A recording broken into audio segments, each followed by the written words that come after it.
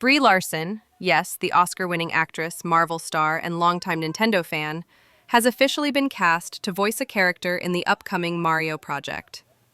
A moment that should have been exciting instantly turned into a storm, because out of nowhere, Grace Randol launched a harsh, unsolicited attack on her. Completely unprovoked, completely unnecessary, and honestly, pretty ruthless. Now look, Brie and the internet have history. Back in 2018, she did say a few things that created headlines. She also starred in a billion-dollar Marvel It film happened that to was Rachel released Zegler between for two of the sure, most but there was anticipated another actress superhero who movies blazed of the all trail for time, women like Rachel. and later headlined what many still call one of the biggest box office disappointments in the MCU. But here's the truth no one likes to talk about. Since 2018, Brie Larson hasn't said anything controversial. Not a statement, not a jab, not even a misinterpreted quote. Nothing. It genuinely feels like she realized she was being used by studios and the media to push narratives that didn't do her any favors and certainly didn't help the fan base. And honestly, who would enjoy being in that position? My only long-standing criticism has always been simple. She was miscast as Carol Danvers. The character was iconic in the comics, especially during the Ms. Marvel era, and someone like Katie Sackhoff would have been a far more natural fit. But time moves on. That chapter is closed. Water under the bridge. What matters now is this. Brie lands a fun role in a Nintendo project, and immediately gets dragged for it. And here's the part that's really confusing. I thought women in Hollywood were supposed to support each other. Apparently not, because Grace Randolph publicly declared, annoyed, if anyone can tank the new Super Mario movie, it's Brie Larson. A bold claim, a harsh one, and definitely one that sparked debate across social media. And by the way, to anyone watching this who's ever thought about becoming a creator, especially in a world where everyone keeps screaming that AI will destroy YouTube, remember this. If you ever feel like you're not good enough, or that the platform has no space left, don't buy into the fear. There is always room for new voices, new energy, and new perspectives. Now let's unpack the fallout. Remember, Grace Randol commands a huge audience online. She's built a platform with close to 1 million followers, and she's developed a reputation for hot takes. Not every opinion lands, and more than a few have blown up into controversies. So when she aimed at Brie, the response was instantaneous. We pushed back. A lot of creators and fans leapt to Brie's defense, myself included. To be clear, I don't know the full details of the character Brie will voice, and I can't judge whether she's the right vocal fit. Honestly, at this point, I don't care about the minutia. What matters is the tone of the attack. Unnecessary, sharp, and aimed at undermining rather than critiquing constructively. After the backlash, Grace tried to soften her stance, distancing herself from the harsher language and even resharing parts of her own commentary. Classic social media theater, a provocative opening salvo followed by a quick retreat. We've all seen that pattern before. Here's where things get messy. Yes, hate channels exist and they can be toxic for the industry. They thrive on outrage and monetize controversy. But that does not mean criticism should be off limits, especially when there is evidence or context to support it. Claiming otherwise is disingenuous. You can condemn exploitative negativity while still acknowledging legitimate points. Grace herself has had flip moments. She recently defended certain films and performers. I spent last week defending Elle Fanning's choices and even backing Predator in one discussion. Yet she also took heat for defending Barbie.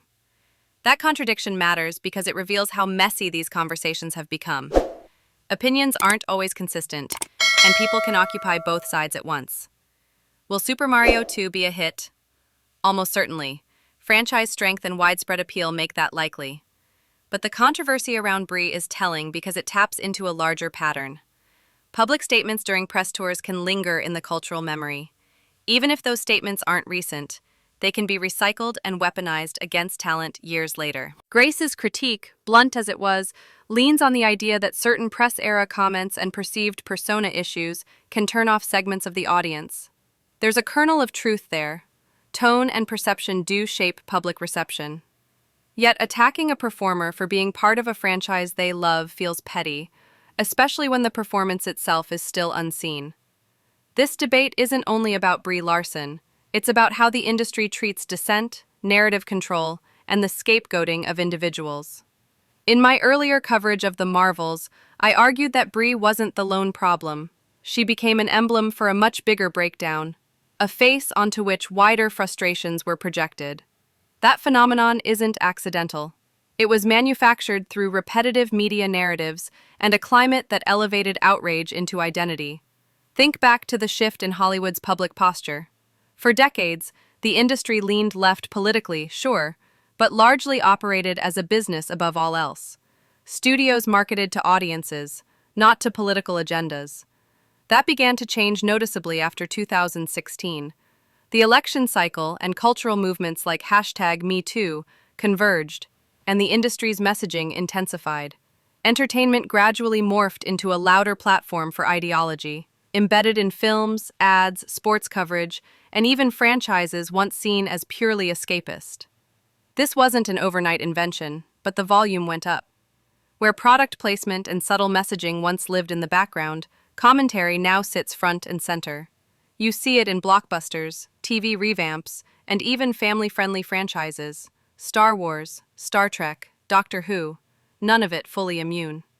So when a single commentator throws a punch, it's not operating in a vacuum. It's part of a broader ecosystem where messaging, outrage, and marketing collide. Brie's Mario role should be a fun, fan-focused moment. Instead, it's another skirmish in a cultural war that keeps escalating. And this brings us to the larger shift that's been reshaping Hollywood. A shift that didn't happen naturally, and certainly didn't happen quietly. Normally, cultural changes unfold gradually over time. Audiences adjust, tastes evolve, trends rise and fade. But what we experienced in the last decade was different, sudden, forced, and deeply unnatural. Some industry analysts, like Matt Walsh, even argue that theatrical cinema reached its creative peak around 2008. And honestly, that's not a bad argument. Pop culture today feels fragmented, exhausted, and nowhere near the high-energy era we once knew. And when you look closely, the reasons become painfully obvious. The political polarization, the fallout of movements like #MeToo, and the avalanche of micro-controversies that kept cutting into the industry like 1,000 tiny paper cuts. Brie Larson ended up becoming the face of that shift, not because she created the problem, but because her image was used to symbolize it. But over time, even that narrative evolved. Today, many would say the current face of Marvel's troubles is Simu Liu. Unlike Brie, who stepped back from controversial statements, Simu has repeatedly inserted himself into debates, arguments, and declarations that only further polarize the audience. He talks like he's already a legendary movie star, and that arrogance hasn't helped Marvel's public image. And when we look at the Marvels and why it failed, let's be honest, the reasons go far beyond Brie Larson. The film struggled because it brought together three characters whose individual audiences were already divided: Kamala Khan, Monica Rambeau, and Captain Marvel. A more strategic pairing, Captain Marvel with Doctor Strange, or introducing Nova's Richard Rider, might not have delivered a billion-dollar hit, but it could have prevented one of the biggest losses in the studio's history. Direction mattered too. Nia DaCosta simply wasn't the right match tonally or structurally for what Marvel needed. And the studio's obsession with optics over experience didn't help. Her next project, 28 years later, The Bone Temple, set to release next January, will reveal much more about her directorial trajectory. But here's the core truth. The Marvels failed because the film itself lacked audience appeal. Captain Marvel was never widely loved to begin with, and the sequel amplified every issue rather than solving them. There was a version of this sequel that could have worked, something that leaned into Jim Starlin's cosmic lore, something bold, something mythic. That direction might not have turned it into a blockbuster, but it could have reduced the financial fallout. Instead, Marvel faced deeper brand damage that extended far beyond Brie Larson and touched the very foundation of the MCU. Now, when it comes to hate channels, let's be fair. There are creators out there who comment on entertainment trends without depth, context, or nuance. But the vast majority of channels breaking down Hollywood's problems do provide detailed reasons, citations, interviews, and analysis. They explain what's changing and why. Ignoring that perspective is dismissive and unproductive. One of the more balanced voices in this space is Paul Chatto, someone with extensive experience in television who critiques the industry with clarity and professionalism. But Grace Randol? It's unlikely she listens to voices like his. I used to watch Grace's content occasionally, but her commentary often felt disconnected from the larger conversation. And stylistically, her vocal delivery has always been hard on the ears. During a group live stream we did covering the Suicide Squad, her commentary became unintentionally hilarious. At one point, she fixated obsessively on John Cena's costume, and later criticized the film for Starro killing too many diverse characters. At that moment, it became crystal clear. This wasn't serious criticism. This was entertainment gossip wrapped in pseudo-analysis. And that's fine, but it's not the voice we should be using to tear down performers like Brie Larson, especially when she's done nothing to warrant fresh backlash. So for now, let Brie live. Let her enjoy her video game dream role. Let the fans judge the performance when they hear it. Not in advance, not based on old narratives, and not based on someone else's insecurities. This is Starbuzz TV, and before we wrap up, remember to subscribe for more coverage on the stories shaping Hollywood, for better or worse.